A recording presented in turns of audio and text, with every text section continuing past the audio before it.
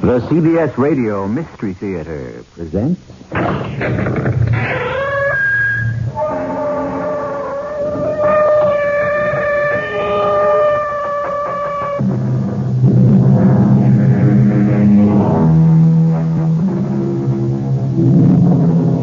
Come in. Welcome. I'm E.G. Marshall, your guide through the macabre maze of the occult. Love, hatred, and revenge are accepted by us as part of our daily lives. But those who claim to know the spirit world assure us that these emotions don't necessarily die with the death of a mortal, but are sometimes carried over into the hereafter. Our tale deals with love, hatred, and a revenge that reached from beyond the grave and made a mockery of the marriage vow till death do us part. Honestly, Jack, do you think Vinny will come along with us on our honeymoon, too? Now, Anne, don't talk like a fool. Vinny is dead. Forget him. He won't let us. Your dear, dead twin brother just won't let us alone, and it doesn't seem to bother you any more than it did when he was alive and tagged along on all our dates. Jack, I can't live with a ghost. All right, Anne. What do you want me to do? Kill him? You know as well as I that Vinny's already dead. Just make him stay that way, Jack. Just make Vinny stay dead.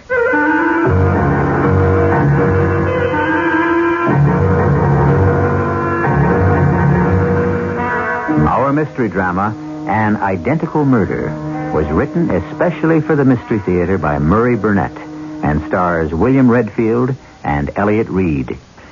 I'll be back shortly with Act One.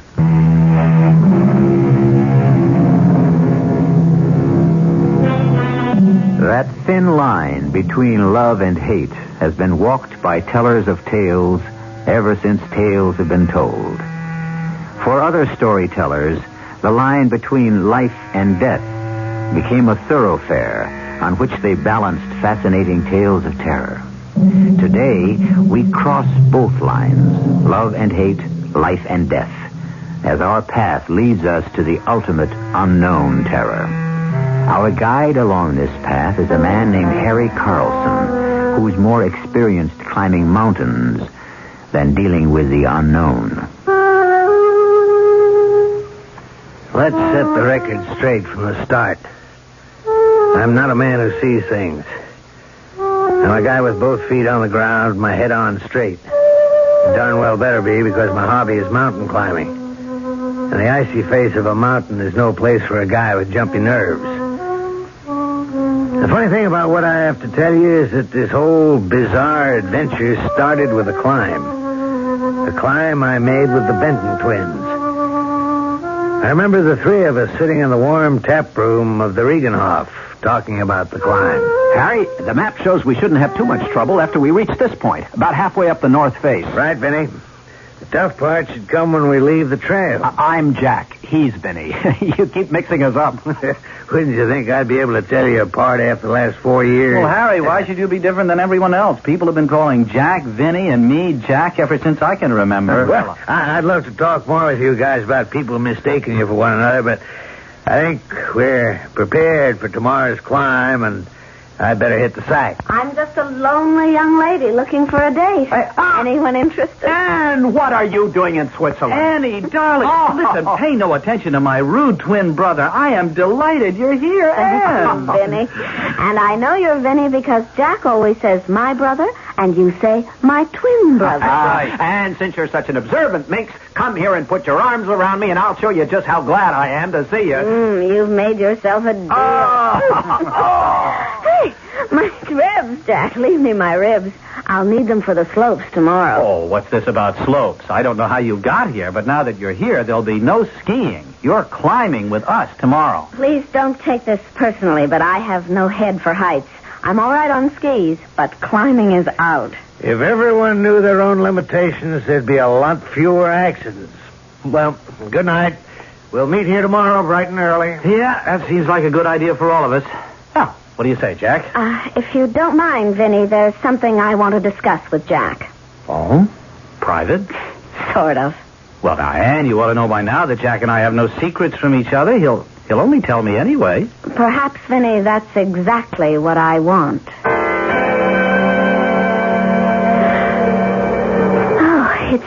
beautiful up here, Jack. Just beautiful. And so are you. Jack, please stop kissing me or I'll want to elope tonight. Oh, what's wrong with that? Vinny. Oh. From the conversation back in the tap room, I gather you hadn't told him about us yet. That's right. Are you going to tell him? You know I am. It's just, well, you know how Vinny feels about you, and he is my twin brother. And don't I know it? What's that supposed to mean? That I love you, not Vinny. That I want to live with you, not Vinny. And? That it may be hard for even me to tell you apart physically, but there's a world of difference between you. I'm in love with you, Jack. And Vinny had better be told, and soon. So that's why you've come. You traveled 4,000 miles to pick a fight. Oh, not really. My boss sent me to Paris to check on some designs, and I was so close I wanted to see you. And I was right. You still hadn't told Vinny about us. And it isn't easy. Vinny loves you, too. But it's you I'm marrying. You really don't understand how close Vinny and I are. It's something, well, being twins, I can't explain it. That's been the story of our entire courtship. Wherever we went, there went Vinny also. Sometimes I felt as if I was getting engaged to two men. You never told me you felt this way. I've been thinking this way for a long time, and I'm desperate. An ultimatum? No. I'm too much in love with you, Jack, to give you ultimatums. All I want to know is, am I engaged to two men? If I am, tell me, and I'll see whether I want to be. But tell me, or tell him. Vinny, I have something to tell you. Oh. It's about Anne, isn't it? I should have guessed you'd know. Mm-hmm. We've always been able to read each other's thoughts. So, aren't you going to congratulate me? Well, you've just lost me. I knew it was about Anne, but where did the, congratulations come in? Anne and I are going to be married. You dirty double cross! Oh, Vinny, what do you do? Behind my back, Vinny! Stop it! Stop it! Kill you! I'm gonna kill you! I will kill you! Okay. I'll kill you! Okay, I'm not going to stand here and let you beat me up. You dirty! Now are you going to listen to me? Or do I have to pound your head against the floor? Okay, Jack. Okay, Jack, let me up. I'm sorry. I'm sorry I blew my top. Vinny, what happened to you? I honestly don't know, Jack. For a minute, I really wanted to kill you. You almost did. Now calm down and let's talk about my marriage. No, the only talking I'm going to do is to tell you how sorry I am. I'll make it up to you, Jack. And I'll prove it with my wedding gift.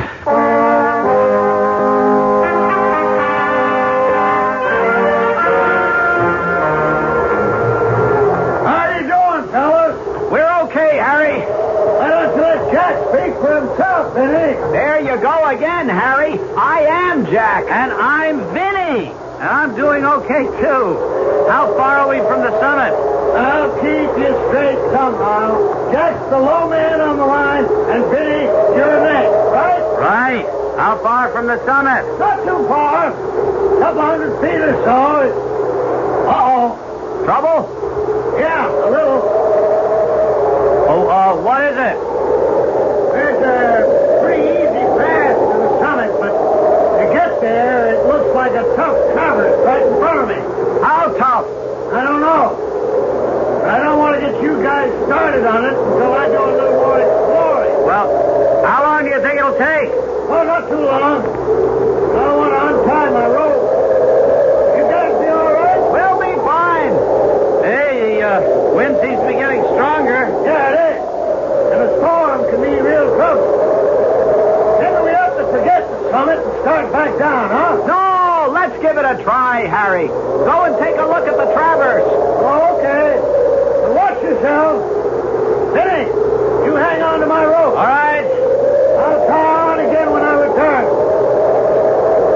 Hey, that wind's really rising. You okay, Jack? Fine, Ben. How about you? Well, I'd like it better if we were a little closer together. Can you come up a few steps? Why not?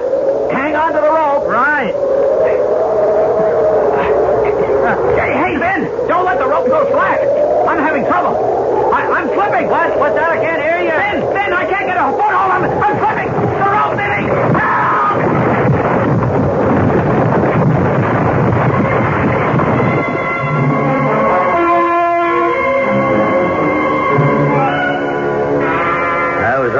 across the traverse, and I heard the scream, then the slide. My stomach told me what had happened. I looked, and I saw the one man clinging desperately to the face of the mountain, the empty rope dangling from his waist. Hang on! I'm coming to get you! Hang on! I couldn't help it. I tried, but he was gone before I could get the rope around me to hold him. Don't think about it, Vinny. Just hang on till I reach you. I'm not Vinny. I'm Jack. What? Wasn't Jack below you? I could have sworn that Vinny was where you... Vinny's gone. Dead. And I'll be following him unless you get to me. You can call me anything you want, but whatever you call me, the fact remains that I'm Jack. And Vinny's at the bottom of the mountain. I dreaded going back to the Reingehof. I didn't know which I feared most. Losing a man from my team, or having to tell Ann Slater that Vinny had plunged to his death. Fortunately, Jack spared me the latter ordeal. But I was put in the middle of a strange and painful scene. The fault was mine, Ann. All mine. Vinny called to me and I pulled on the rope, but it slipped, and then he was gone. I'll never forgive myself. Never. That's the wrong way to think. I haven't heard Ann say it's wrong. In fact, I haven't heard Ann say anything since we came back.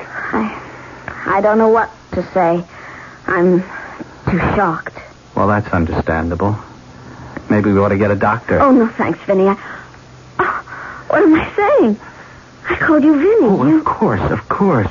Vinny is on your mind, and... Oh, no, Jack, don't. Don't hold me. I just want to be alone. Oh. I'm sorry. I'll see you in the morning. It looks as though it's going to be a difficult situation for you, Jack. She'll get over it. She has to. Because she's a girl I love. And I'm going to marry.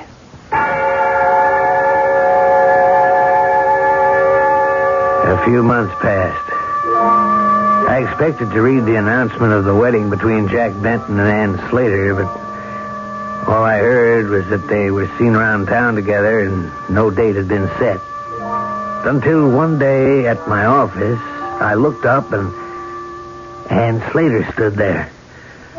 Only she wasn't the vivacious, laughing girl I remembered, but a frightened, confused woman on the razor edge of a breakdown. I'm sorry, Harry. Really sorry.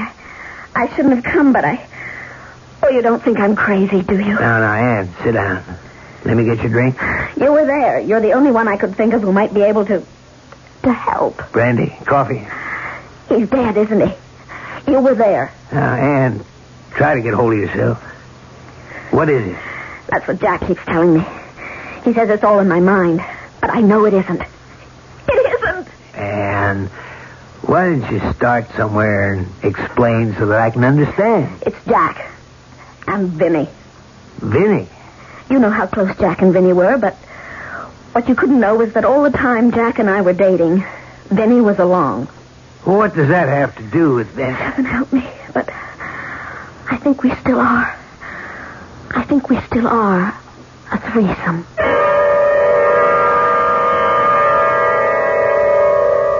According to medical science, identical twins have the same heartbeat, the same skin, hair tones, and if you took a voice print, you would find that although the voice might vary in pitch and timbre, they would follow a somewhat similar pattern.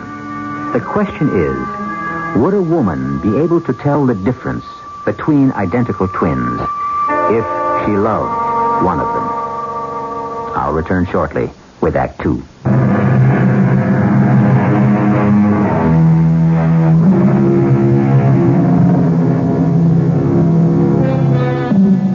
Company, and three's a crowd.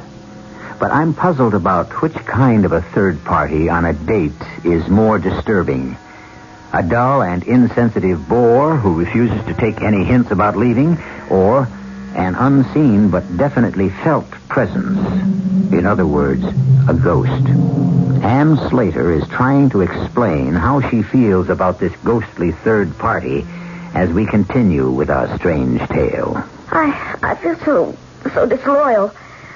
You must remember I'm the one who's supposed to help Jack forget about his brother's unfortunate accident. And it seems I just keep reminding him of it instead. Man, you still haven't made it clear to me just why.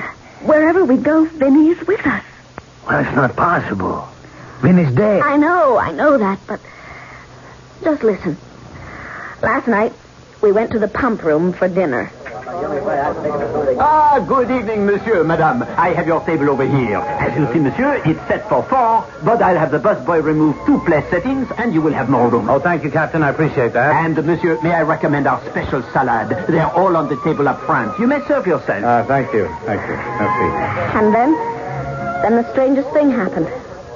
Jack and I sat at the table, and you must believe me, we saw the busboy clear away the other 2 place settings. We went to the salad table. And when we came back, there was a 3rd setting.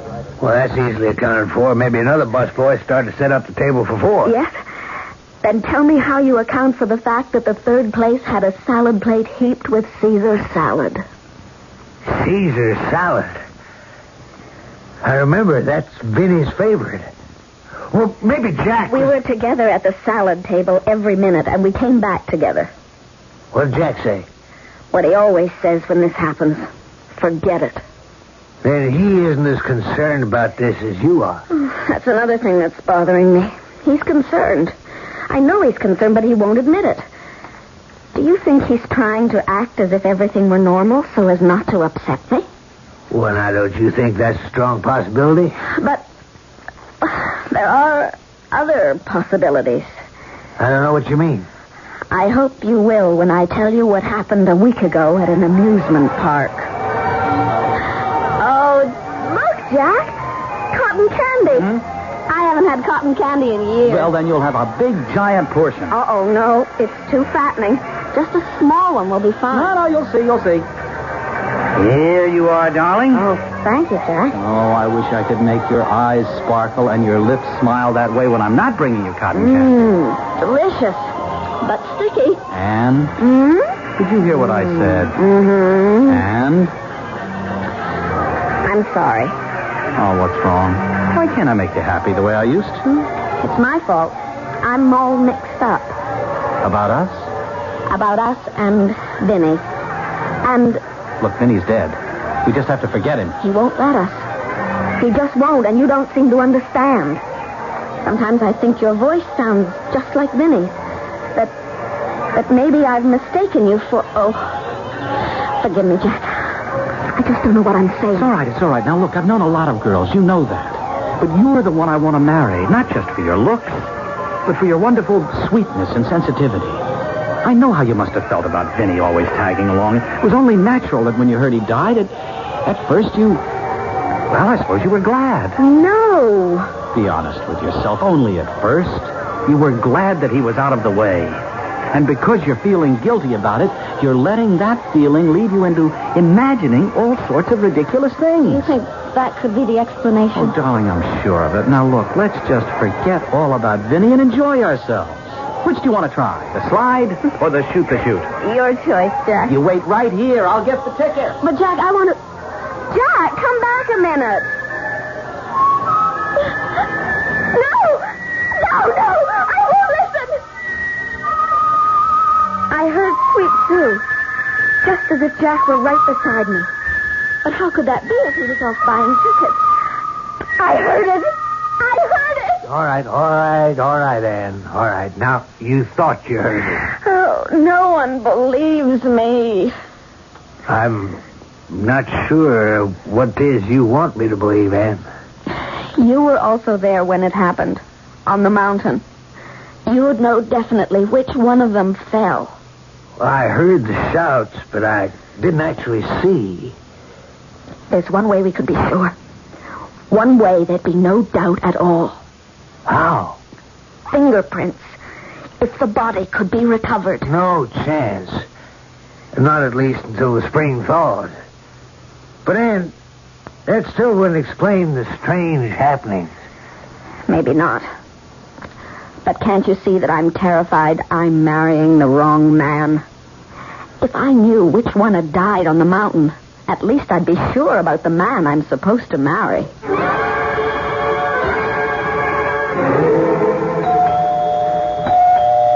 I'm coming. Jack! Hi.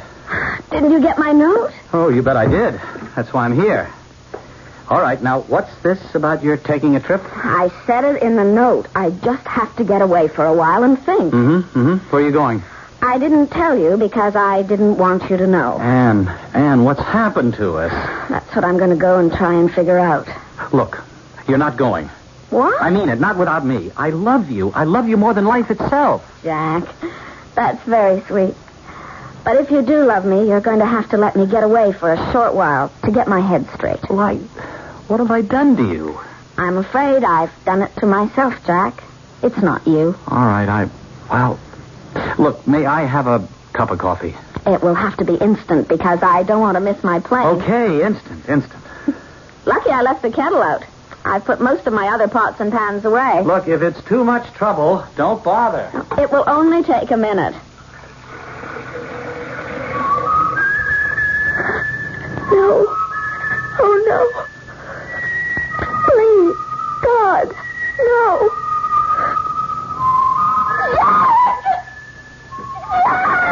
Anne, what is it? What is it? What's the matter? You've been sitting in that chair all the time, haven't you? Yes, of course. I mean, you didn't come into the kitchen, did you? Well, darling, I told you I've been here. Now, Anne, what is it? What happened? Nothing. I just got frightened. Darling, come on, tell me. I thought I heard you whistling Sweet Sue. You thought, sweets? Well, why should that get you so upset? As a matter of fact, I was. No, but I heard it close up in the kitchen with me. Oh, you see, I'm worried about your being alone. The kettle. I'll get your coffee. All right. Look, at least let me drive you to the airport, will you? Please forgive me, but I have to finish packing. Here's your coffee. All right. What about the airport? Let me think about it while I pack. 3 valises? How long are you thinking of staying? Until I feel I can handle the situation. You can close the one on the love seat. All right. Is it all right if I put my coffee on the night table? Be my guest. Your guest. I'd rather be your husband. Oh, love. When are we going to get married? I always forget my toothbrush. No, there it is. Look, Anne, did you hear my question? I heard. Well? Let's go back into the living room. All right. What about the other valise? I'll leave it. I may have some last-minute things. Now what? Look on the table. Right there on the table. What? You mean the coffee cup sitting there? And the lighted cigarette. I don't smoke. And you haven't lit a cigarette since you came in. Now I know I brought only 1 cup in from the kitchen, and you left it on the night table in the bedroom, so how can you... Now, Anne, calm down, please. Now you know why I'm going away. And you also know why I may never come back. I just can't go on like this, Jack. I can't.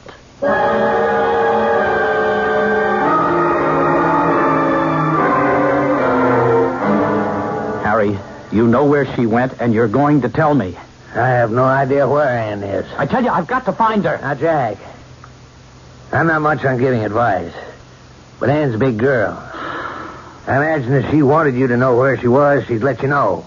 Harry, tell me this. Did you and Ann talk about that day on the mountain? I've already told you. I think you should ask Ann about our conversation. Oh. Now, look, Jack, I got a lot of work to do, so if you don't mind... Yeah, I get it. You're kicking me out, aren't you, Harry? Now, please, Jack, What's that? Who's... I was looking at you, and suddenly I heard... Your phone, Harry. Huh? Oh, yeah, excuse me. Hello? What? Well, how did it happen? Where is she? It's Ann. What's happened? Hold it, Jack. Skiing accident. Yeah, I see. Yes, I'll take care of it. Oh, no, it was about Ann, wasn't it? Yes. She's in a skiing accident, but she's all right. She asked the hospital to call me. All right. What hospital? Where? Jack, she called me. Harry, it was sweet of you to come. They tell me I should be out in a few days. Well, what happened? Jack has told me so many times you're an expert skier. What happened really had nothing to do with skiing. It was eerie. I was all alone at the top of the run. It was a beautiful day. And I was just about ready to push off when I heard... I looked around, but I was alone, and then I heard someone whistling. I panicked. I dug my poles in and took off. But the sounds followed me. I knew I was going too fast, but I just wanted to get away from the sound. I wanted to go faster than all those awful sounds. But I couldn't. And then, well, I never even saw the tree I hit. And I have something to tell you. When that call came from the hospital, Jack was with me in my office. He knows about your accident. Oh, well, I don't suppose I could have kept it a secret. Anne, are you all right? I got here as fast as I could. I should never have let you go alone. Hello, Harry. Anne, please. Are you all right? Jack, I will be in a few days. Oh. The doctor says it isn't serious, just a mild concussion. But, Jack, you shouldn't have come. Oh, that's where you're wrong. Not only am I here, but I'm going to stay until you get well, and then we're going to get married immediately. Jack, don't you understand that the reason I went away was because I wasn't sure about Well, home? I'm sure. Darling, I'm sure you need me, and from now on you'll be with me, and I'll be here to solve all your problems.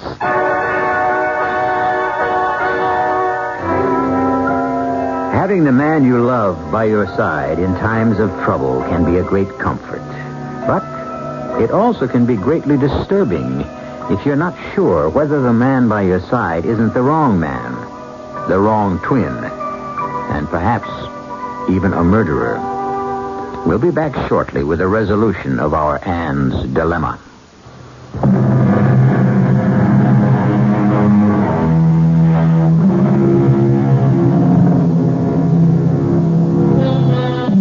The phrase ménage à trois means a household made up of 3 people, usually 2 men and a woman. But the 3 can be any combination that medical science and the new sexual freedom can devise. In our story, Anne Slater, 1 week before her marriage to Jack Benton, was deeply worried about a possible ménage à trois. But her concern was that the 3rd person in her ménage was a ghost. Harry Carlson, the best man, was also worried. I certainly didn't relish the idea of Jack Benton asking me to be his best man, but my guilt over the death of his twin brother left me no choice. And so, 3 days before the wedding, I found myself Jack's guest at a charming cottage by the sea that he and his brother had inherited. It was here that he had decided to spend their honeymoon. Now, we were alone that first night, just Jack and me. Well, I'm sure glad you could make it, Harry. There's no one in the world I'd rather have as my best man, except, of course, Vinny. Thank you for the compliment. Who's upstairs? Well, you're the only guest.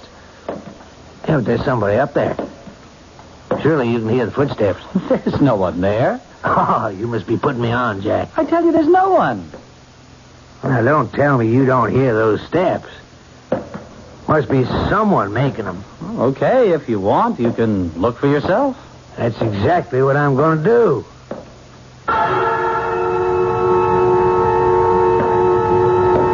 Hello? Who's there? Let's not play games. I'm Harry Carlson. Is there someone in the bedroom? Hello? Hello? Jack? You up here? Jack, what the devil's going on? The next day, when Ann called and asked to see me privately, I knew what it was about. And I dreaded the meeting. But there was no way out. I met her, as she asked, at a little restaurant overlooking the sea. We can't look at the ocean, but this table's far enough away from everyone so that we'll have some privacy. How are you, Anne? You look completely recovered. Physically, I'm just fine, but mentally, Harry, I just have to find out if I'm going crazy or... You spend a night with Jack in the beach house, and I want to know if... If I heard anything strange. Yes.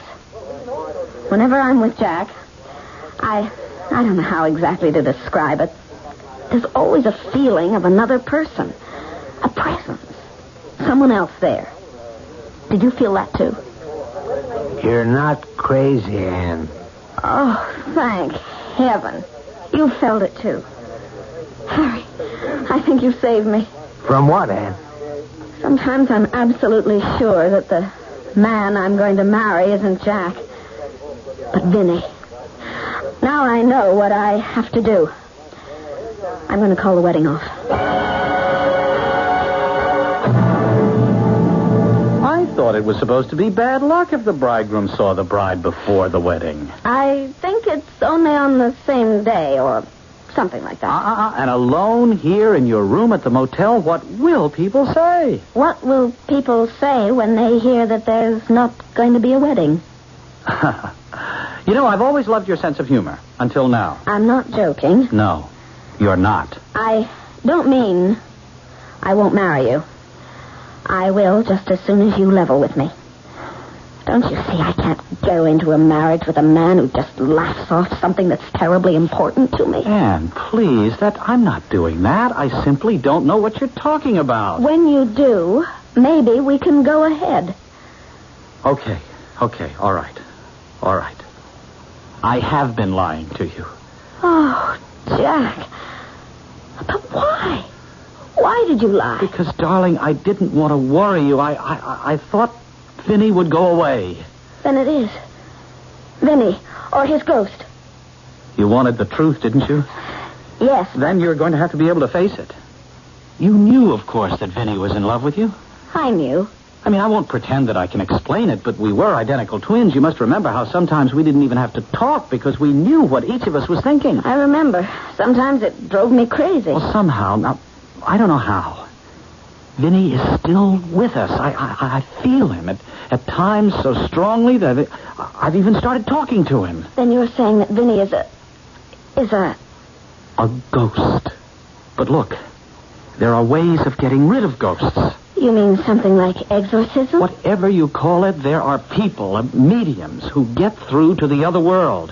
What makes you think Vinny can be made to leave us alone? Anne, I'm telling you, I'm sure he'll do it. Out of his love for you. I know that was genuine. But how would I go about it? I don't know anything about the spirit world. I made some inquiries. I have the name of a reputable medium, no phony. And I've spoken to him, and he's agreed to help. You spoke to him about me? Yes. And he feels exactly as I do. That Vinny's ghost will be more apt to listen to a plea from you. This is your first visit to a medium? That's right. Mm-hmm. Let me explain briefly what may happen. I will go into a deep trance, and I will call to him and ask him to talk with you. If you hear him, you may answer him, but otherwise you must keep quiet. All right? All right. Vincent Benton, the one you loved on Earth is here. You know her, Vincent Benton, the girl named Anne Slater. She wants to talk with you.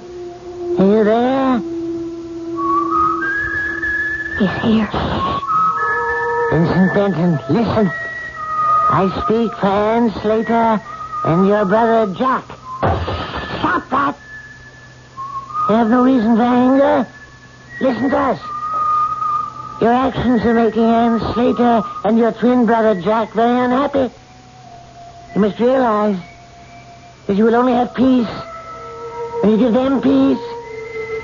You must understand that your peace and their happiness lies in their marriage. Stop!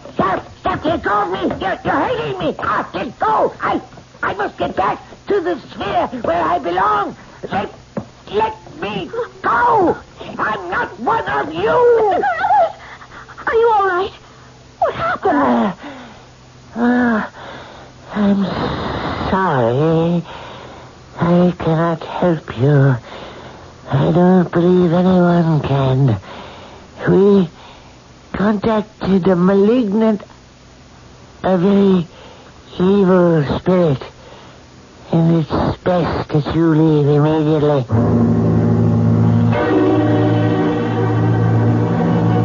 And the wedding took place just as planned. As I followed Jack and Ann up the aisle, I felt the hair on the back of my neck stand up. I looked around. Everything seemed perfectly normal until Jack took Ann's hand. Oh, your hand's like ice, Jack. Harry, do you have the ring? I handed Jack the ring. And suddenly my blood ran cold. Because very faintly, I heard it. I knew that Ann had heard it too, because I saw her lips tighten. But her hand was steady as the ring went on her finger. And then it was over. And they were man and wife.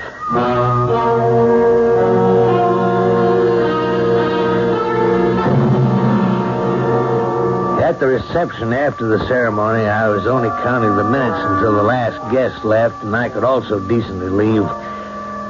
Nothing more had happened, but I still desperately wanted to get away. After what seemed an interminable length of time, only Ann, Jack, and I were left. I took Ann aside to offer my good wishes. Thank you, Harry. Thank you. I owe you a lot. Oh, you don't owe me a thing. It's just... you sure everything's going to be all right? You heard the whistling at the ceremony, too. Don't worry. Jack and I have made up our minds. We'll be fine. Yes. Yes, I'm sure you will be. I'll just go back to the cottage, pack my bag, and clear out. This is going to sound silly, but Jack and I decided we wanted to be in the cottage alone for the next few hours. Of course, I understand. What time should I drop by? Half an hour or so. Jack and I are walking back along the beach.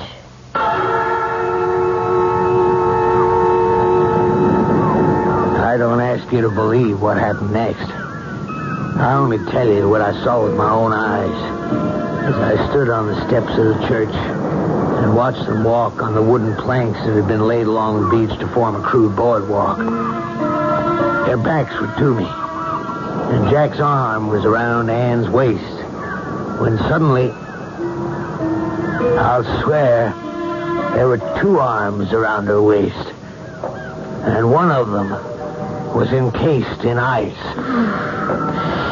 Why is it suddenly so cold? I think the wind has come up. I don't feel any wind, but Jack, I'm freezing.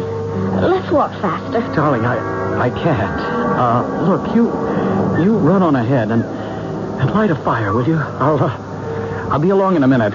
Don't be long. I won't. Jack, please let me go. I really tried. I tried to throw you the rope. Look, believe me. You know Anne would never have married me. I had to take your place. It was better for Anne.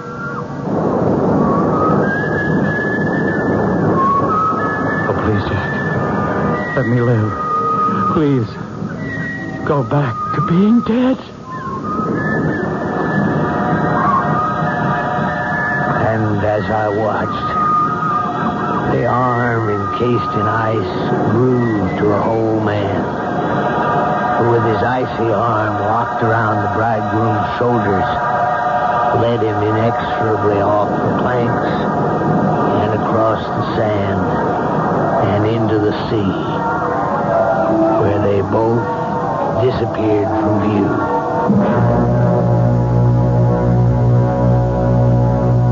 As Harry Carlson told us, you don't have to believe it. But I have to report that the bridegroom's body was washed ashore on the following day. Coroner's finding? Death by drowning.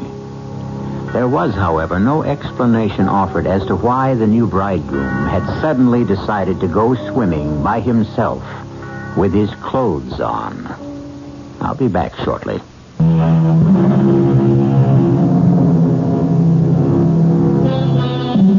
Castor and Pollux, the heavenly twins fixed and immutable in the sky, made a bargain with Zeus. When one died before the other, they were to be together always. Only they were to spend 6 months in heaven and 6 months in hell. I like to think that the Benton twins made the same deal to be together. But what troubles me is which twin belonged in heaven and which in hell. Our cast included Elliot Reed, William Redfield, Roberta Maxwell, and Robert Dryden. The entire production was under the direction of Hyman Brown. And now, a preview of our next tale. It was a long wait. The pendulum swings in its gentle arc. I can feel her presence coming closer, closer. Feel myself floating back into that special world of peace and beauty. Her back is turned to me as I call, and she turns. But it is no longer Wanda's face I see. It's the face of the slovenly, mocking little witch I have taken into my house. Bad enough she invades my waking life. I will not let her spoil what few dreams I have left. Old instincts explode, and I reach towards her, ready to strangle her for daring to try to take Wanda's place. Radio Mystery Theater was sponsored in part by Buick Motor Division and Uncle Ben's Long Grain and Wild Rice. This is E.G. Marshall inviting you to return to our Mystery Theater for another adventure in the macabre. Until next time, pleasant dreams.